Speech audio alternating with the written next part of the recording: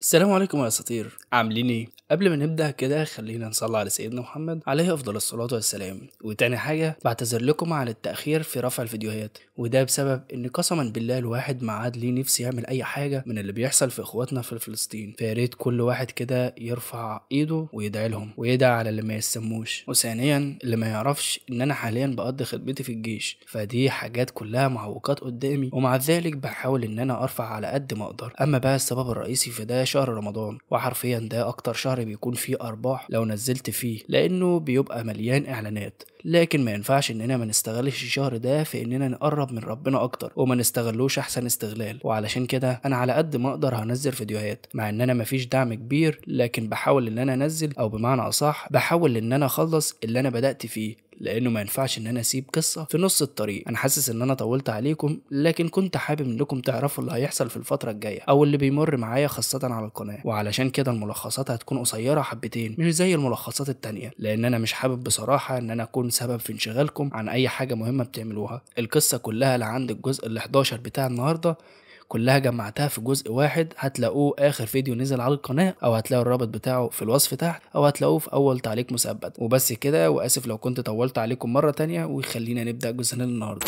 بنبدأ جزءنا النهارده بكتيبة الدم الحديدية بعد ما الحفل بتاع فرع المرم الجديد انتهى، واللي بتكون موجودة حاليا في أكاديمية نمر التنين القتالية. وساعتها الشيخ الكبير مستغرب هي ليه تشيول جات للمكان ده. ساعتها بتقوله لو انتظرت شوية أنا متأكدة إنك هتعرف ليه، لكنه بيكون متضايق لأنهم منتظرين هنا بقالهم ساعة تقريبا، ولا حد عبرهم وطلع يشوفهم حتى. في اللحظة دي موسانج بيطلع وبيعتذر ليهم عن التأخير. وفي الساعة دي كان موسانج قاعد بيهدف مورينج بعد ما عرفت إن تشيول موجودة هنا، وكانت عايزة تطلع معاه، لكنه وقفها بأعجوبة. بيكلمه بعدها العجوز التابع للدم الحديدي، وبيقول له يبدو كده ان كان عندك حاجة مهمة علشان تسيبني الفترة دي كلها. بيقطعه موسانج في اللحظة دي وبيقول له الامر مش كده، كان عندي حاجة مهمة لازم أعملها، لكن المهم دلوقتي كلنا مشغولين، وعلشان كده خلينا نخلص بسرعة. ساعتها العجوز بيتفاجأ من جرأة موسانج على إنه قادر إنه يقف في وشهم من غير ما يترعب أو حتى يتهزله شعره. وحتى شيون بتضحك لأنها مفكراه بيقلل منهم قدام الكل، لكن طبعا موسانج مش عبيط إنه يقلل من كتيبة الدم الحديدية كده، لكن لو قلل عادي برضه هيعملوا إيه يعني؟ بعدها بتسأله عن المتجر اللي هيتعمل هنا بمساعدة القصر الغير مقيد. موسانج بيستغرب جدا من إنها عارفة كده، لكن على مين يابا؟ دي حفيدة زعيمة كتيبة الدم الحديدية كلها، وليها اشخاص في كل مكان، وسهل جدا عليها انها تعرف حاجة زي كده. بعدها بتقوله مش من السهل انك تعمل متجر هنا، وخصوصا بوجود كتيبة الدم الحديدية في المكان هنا. ساعتها موسانج بيغضب من تهديدها، لكنها ما بتكونش بتهدده، بالعكس هي عايزة تتعاون معاه، وده عن طريق الاشارة الذهبية اللي كانت اعطتها له اخر مرة. ساعتها اول ما موسانج بيطلعها العجوز بينصدم حرفيا من ان اشارة الدم الذهبي مع واحد زيه. موسانج في الوقت ده بيكون مستغرب من مجيء تشيوم لكل المسافة دي كلها علشان تقول له الكلمتين دول بس، لكن الحقيقة تشيوم كان ليها غرض تاني خالص، وبيبان لما بتسأله عن رأيه في تحالف المرم، وده لأنها عايزة تضمه لجانب كتيبة الدم الحديدية. مش هو وبس، بل هو وكمان كل أعضاء أكاديمية النمر التنين القتالية، وكل حاجة هتكون على حسابهم بالكامل. ساعتها موسانج بيقول لها هيكون فخر لينا إننا ننضم لكتيبة الدم الحديدية ونكون جزء منها، لكني ماليش أي نية إن انضم ليكم يا عالم يا معفنة. ساعتها بتغريه اكتر وبتعرض عليه عصابة سوي العظيمة وعصابة الحصان الدموي يكونوا تحت سيطرته بالكامل. ساعتها الحارس والعجوز بينصدموا منها، لكنها ما بتعبرهمش. في اللحظة دي موسانج بيقول لها بالعرض ده انت مش معطياني خيار تاني، وعلشان كده بيرجع لها الختم الذهبي بتاعها تاني، لانها شكلها بتلف وبتدور كتير عليه. ساعتها عفريت العلبة بيغضب مرة تانية على موسانج، وحتى ما بيسمعش كلام تشيوم المرة دي، ومن بعدها بيهدد موسانج بعيلته وبالأكاديمية بتاعته كلها، لأنه هيدمرها ويقتلهم كلهم. لكن لهنا وللأسف لعب مع الشخص الغلط حرفيا، وحرفيا الشخص الأخير في العالم ده إن هو المفروض يلعب معاه أو يتعصب عليه، لأن موسانج في اللحظة دي بيلزقه في الأرض حتى من غير ما يقف من على الكرسي اللي قاعد عليه. بعدها بيقف بقوته اللي تكاد تشبه الجاذبية من قوة ضغطها في المكان بالكامل، وبيقول له انت ازاي بتهدد الأكاديمية قدامي كده؟ هو علشان سكت لك مرة واتنين يبقى تعمل لي فيها أراجوز؟ شكلك كده ما اتعلمتش حاجة من اهانتك آخر مرة على ايد رئيس الدوريات المركزية قدام الكل. لكن موسانج مش مؤدب زيه وممكن يسيبك بالسهولة دي. في اللحظة دي العجوز بيكون قاعد مش قادر يفتح بقه من الصدمة اللي هو فيها، بسبب انه كان مفكر موسانج ضعيف، لكن للأسف موسانج جبل بالنسبة ليه وأكبر من كده كمان. في نفس الوقت ده تشيوم بتقاطعه وبتترجاه انه يسامح خادمها الوحيد، وفعلا موسانج بيسامحه المره دي لانه فاهمها كويس. بعدها لما جين بيقف وبيفوق كده من الصدمه اللي كان فيها، بتضربه بالقلم على وشه وبتقول له انا متاكده ان حذرتك قبل كده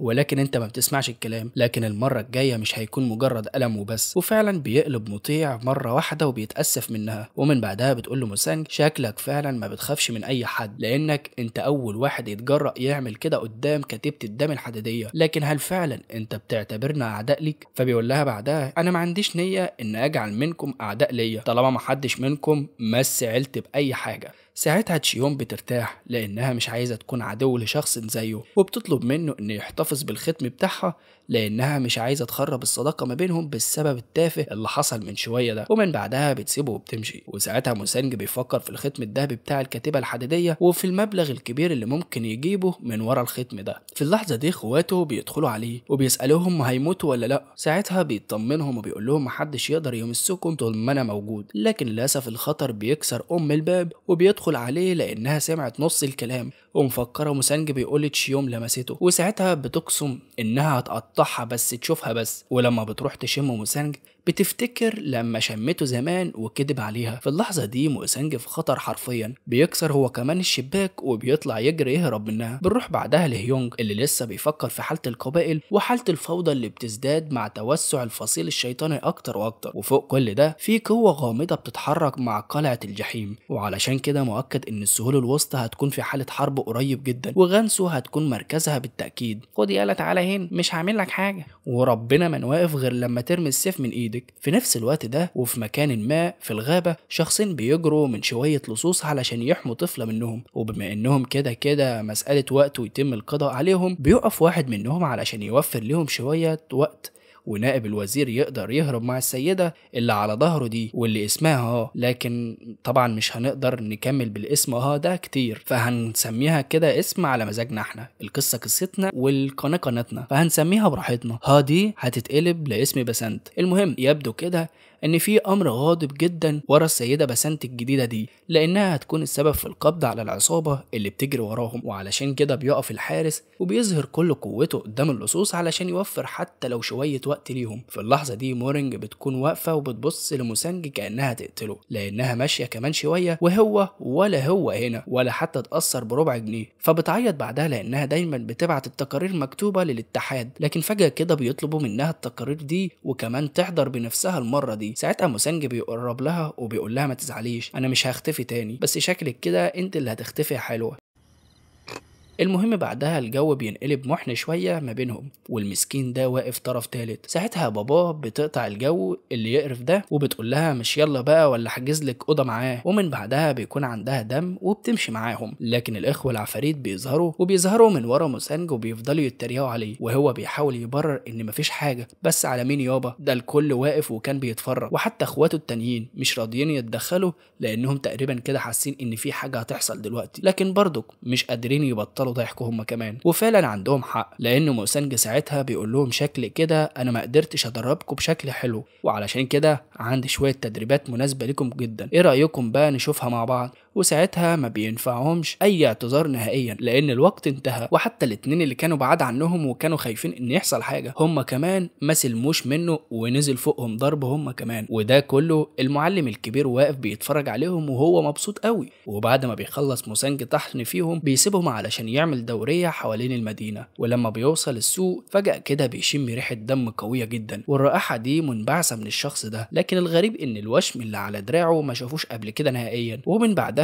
بيوصل العصابة اللي كانت في الغابة قدام العجوز والسيدة اللي كانوا بيجروا وراهم، ومن بعدها واحد منهم بيؤمر أتباعه إنهم يقبضوا عليهم. في اللحظة دي ما بيبقاش قدامهم خيار غير إن العجوز يواجههم والآنسة بسنت تهرب في الاتجاه المعاكس، وفعلا بيعمل كده، والآنسة بسنت بتهرب بسرعة والعجوز بيرمي عليهم العيدان ومن بعيد بيهرب وراها، لكن للأسف بالحالة البدنية للآنسة الصغيرة دي مش هتقدر تهرب منهم. منهم ومحدش هنا هيقدر يحميهم. لكن في اللحظة اللي كان اللص هيمسك فيها الآنسة بسنت، موسانج بيظهر وبيضربه في وشه بيلزقه في الأرض، لكن اللصوص لسه مش عارفين موسانج وعلشان كده بيكملوا هجوم عليه. وساعتها موسانج بيتفادى واحد منهم وبيمسك سيف الشخص اللي فوقه بصوابعه، وفي اللحظة دي بيكون اللي تحته بيهجموا عليه. لكن على مين يابا؟ موسانج بيضربه برجله بيلزقه في الأرض تاني، لكن المرة دي مش هيقف تاني. أما الشخص اللي قدامه فبيسأله عن سبب وجوده هنا، لكن للأسف ما بيردش عليه. وعلشان موسانج عارف إنه كان هيعمل كده من الأول، بيكون مسابقه وضربه في بطنه وحرفيا بيوقعه مكانه مش هيقف تاني. في اللحظة دي الاتنين مصدومين من اللي شايفينه قدامهم. ومن بعدها موسانج بيطمن على نائب الوزير للقيادات الإقليمية للطوائف التسعة السيد بايك، وده لأنه عارفه من وقت طويل. ولما موسانج بيعرفه إن هو من أكاديمية النمر التنين القتالية بينصدم حرفيا، علشان نعرف بعدها إن ده هو سيدهم الكبير بايك، ومحدش فاكره من التلاميذ لأنه كان رحل من وقت طويل جدا من أكاديمية النمر التنين القتالية بعد وفاة الجنرال تاي، وساعتها تطوع علشان ينضم للجيش. وهو حاليا بمنصب نائب مدير الوزارة القديمة للشؤون العسكرية. ومن حوالي 20 سنة كده لما رجع تاني، ساعتها كان موسانج لسه صغير وكان بيعامله بلطف، وعلشان كده هو الوحيد اللي فاكره دلوقتي. ومن بعدها موسانج بيؤمر اخواته انهم يجهزوا ليه المكان، وبيطلب من جماعة المتسولين انهم يفتشوا المنطقة بالكامل. وبعد مدة الجنرال بايك بيعرفهم الحقيقة، وبيعرفهم ان الحاكم تاي جيون مات من شهر، وبيقول لهم بعدها انا متأكد انكم سمعتم عن المستشار تشاي، وده هو اقوى شخص في العائلة الامبراطورية الحالية لانه طغيانه شديد جدا. حتى الامبراطور نفسه بدأ يحذر من سلوكه، لكن في النهاية ما قدرش انه يخلص منه لانه قدر انه يسيطر على المسؤولين الفاسدين وحتى زملائه في الديوان الامبراطوري. ومن جهة تانية الوزير الكبير تاي جيون كان بيجمع الأدلة اللي بتدين تشاي اللي هو الوزير اللي الإمبراطور بيخاف منه من فترة طويلة، وكان بيخطط إنه يقدمها للإمبراطور بالتعاون مع قادة إدارة الشؤون القديمة، وده كله علشان يعطي ليه سبب إنه يقتله ويتخلص منه. ولكن لما الإمبراطور سمح ليه إنه يكمل بحثه حوالين مصايب تشاي، مات بعدها فجأة، وساعتها تم الاشتباه في القائد اللي كان معاه، وكمان الأطباء شخصوا حالته إنه مات بنوبة قلبية. والأغرب إنه جميع الأدلة اللي جمعها الوزير اختفت تماما. والعند دلوقتي الوزير تشاي بيطاردهم لانه عايز الانسه بسنت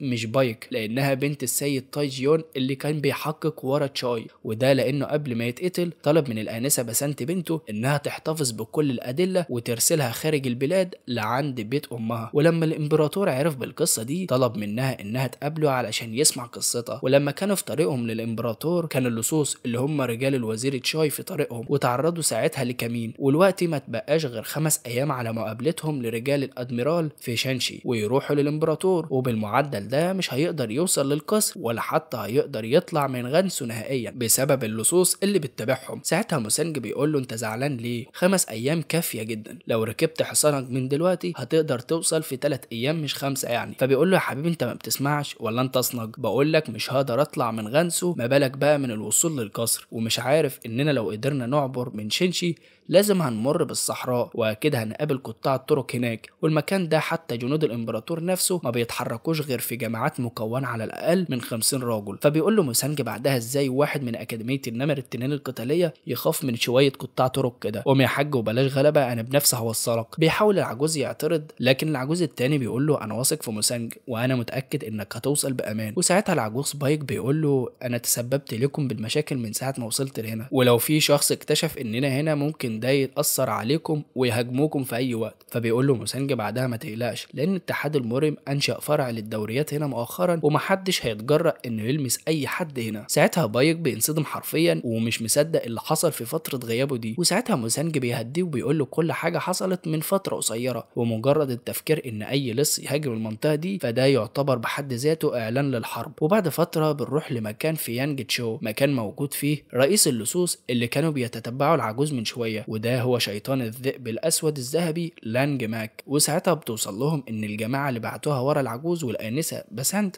تم قتلهم على يد فنان قتالي غريب من اكاديميه نمر التنين القتاليه، ظهر فجاه كده وداس على وشوشهم وقتلهم في لحظات. ساعتها شيطان الذئب الابيض بيغضب جدا وبيؤمر اتباعه انهم يروحوا لهناك بسرعة علشان يقتلوه. لكن المشكلة إن الأكاديمية الريفية جنب مقر حراسة مفتوح، وبجانبه كمان مكتب لرئيس الدوريات الغربية، وداخل المقاطعة موجود المقر الرئيسي لتحالف المورب. يعني انت لو دخلت اقرا على نفسك الفاتحة. حرفيا اول ما بيسمع كمية الحراسة دي بيفتحوا بقهم من الصدمة وبيقعدوا تاني مكانهم، لانهم كده كده لو بايك عايز يروح لشانشي او للقصر فاكيد هيعدوا من هناك. في اللحظة دي موسانجي بيكون بيجهز، ومن وراه بيظهر موريوكي فجأة وبيسأله عن اللي بيحصل هنا، لأن في عصابات متعطشة للدم موجودة بالقرب من هنا، وده لأنه شايف وشم الذئب على دراعاتهم كلهم، ودي علامة عصابة المتعطشين للدماء. ودي عصابات بيتجمع فيها المحاربين القدامى اللي خرجوا من الحرب واللي كانوا بيشاركوا في أي نوع من الأذى، تجارة بشر أو ابتزاز أو سرقة. وبعد الاستخبارات البعض منهم بيسكن في داي بونج في العاصمة، والباقي في جبل سويو. لكن على الرغم من كل المعلومات الخطيرة دي إلا إن موسانج ما بيتوقفش، لأنه عرف أخيرا إن كلهم متجمعين في الجبل، ومن بعدها بيطلع بسرعة كبيرة لهناك،